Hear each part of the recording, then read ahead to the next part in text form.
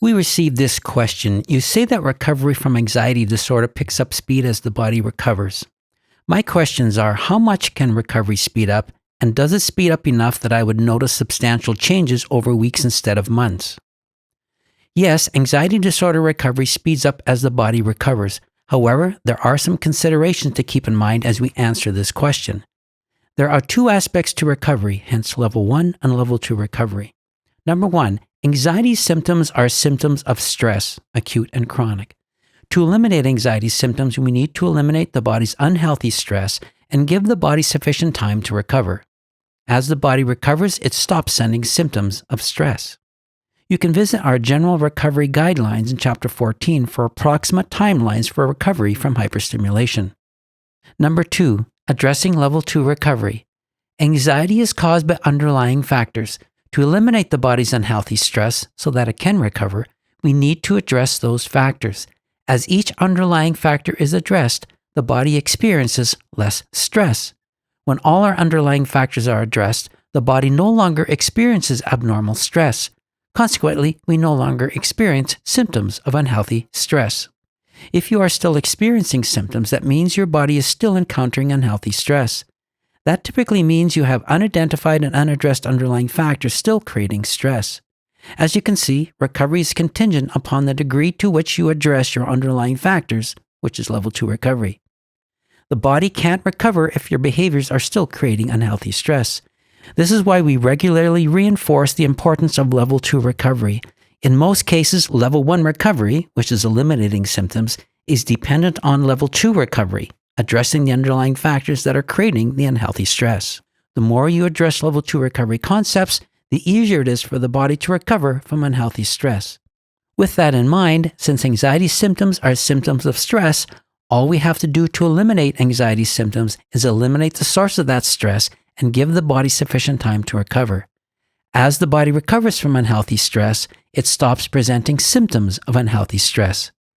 The length of level 1 recovery depends on the degree of hyperstimulation. The higher the degree of hyperstimulation, the longer it can take to recover. So, to answer your questions, number 1, how much can recovery speed up? Well, recovery can speed up substantially as the body makes progress. The less stressed the body becomes, the easier it is to see progress. Number 2, does recovery speed up enough that I would notice substantial changes over weeks instead of months? Yes, as the body nears normal, non-hyperstimulated health, you should see symptoms diminish within weeks, even days in some cases, rather than months.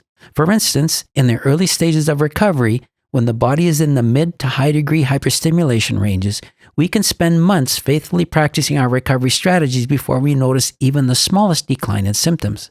However, as the body recovers and the degree of hyperstimulation decreases, it can drop symptoms quicker since it isn't as stressed.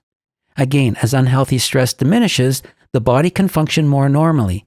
As normal body function returns, symptoms of hyperstimulation subside. We also want to keep in mind that hyperstimulation can cause many unhealthy changes, such as homeostatic dysregulation, nervous system excitation and dysregulation, and significant changes in hormone levels, all of which can cause significant symptoms and hardship.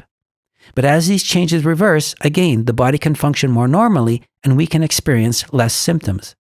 You can visit our hyperstimulation and its effects section in Chapter 14 in the recovery support area for more information about hyperstimulation and the many changes that can occur.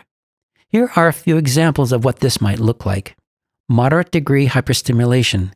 If the degree of your hyperstimulation is in the moderate range when you start recovery, you can expect to faithfully practice your recovery strategies for a couple of months or so before you notice any difference in symptoms.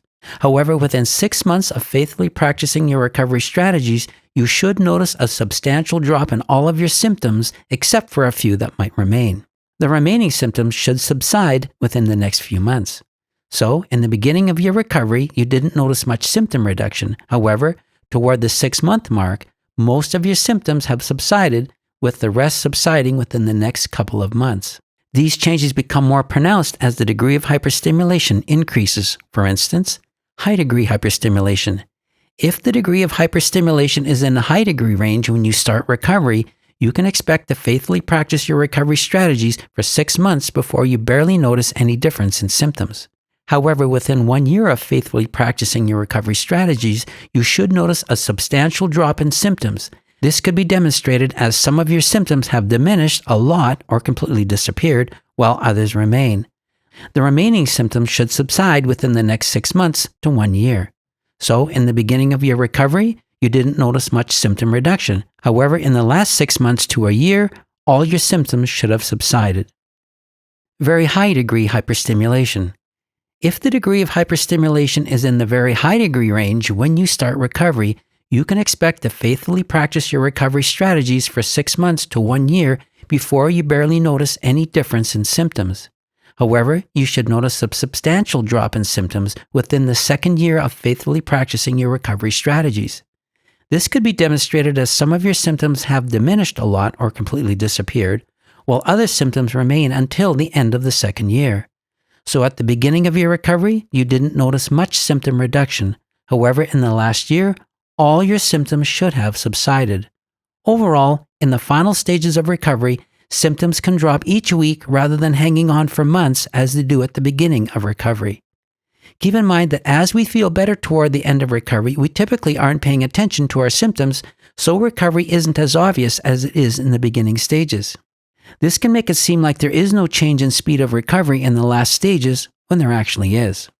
It's also important to keep in mind that this is all dependent on how well we are addressing our underlying factors. Since unidentified and unaddressed underlying factors are the main reason for delayed or stalled recovery, we want to eliminate any barriers to recovery by eliminating the behaviors causing the unhealthy stress that led to hyperstimulation and symptoms. If you aren't addressing level 2 recovery work, your body will still experience unhealthy stress, which can interfere with recovery and symptom elimination expectations.